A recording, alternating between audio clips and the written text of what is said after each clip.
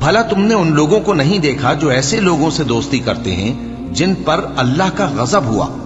وہ نہ تم میں ہے نہ ان میں، اور جان بوجھ کر جھوٹی باتوں پر قسمیں کھاتے ہیں۔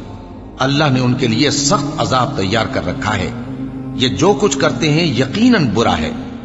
انہوں نے اپنی قسموں کو ڈھال بنا لیا ہے اور لوگوں کو اللہ کے رستے سے روک دیا ہے، سو ان کے لیے ذلت کا عذاب ہے۔ اللہ کے عذاب کے سامنے نہ تو ان کا مال ہی کچھ کام آئے گا اور نہ اولاد ہی کچھ فائدہ دے گی۔ یہ لوگ اہل دوزخ ہیں، اس میں ہمیشہ جلتے رہیں گے۔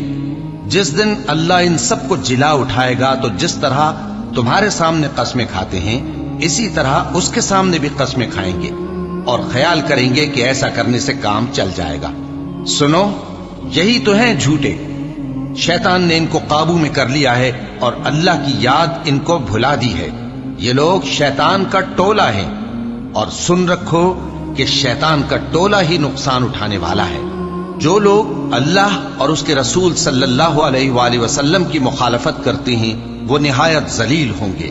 اللہ نے یہ بات لکھ دی ہے کہ میں اور میرے پیغمبر ضرور غالب رہیں گے۔ بے شک اللہ زور آور ہے، صاحب اقتدار ہے۔ جو لوگ اللہ پر اور روز قیامت پر ایمان رکھتے ہیں تم ان کو اللہ اور اس کے رسول صلی اللہ علیہ وآلہ وسلم کے دشمنوں سے دوستی کرتے ہوئے نہ دیکھو گے، خواہ وہ ان کے باپ یا بیٹے یا بھائی یا خاندان ہی کے لوگ ہوں۔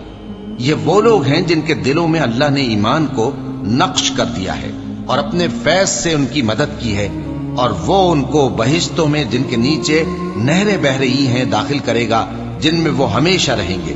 اللہ ان سے خوش اور وہ اللہ سے خوش۔ یہی لوگ اللہ کی جماعت والے ہیں۔ سن رکھو کہ اللہ کی جماعت والے ہی کامیاب ہوں گے۔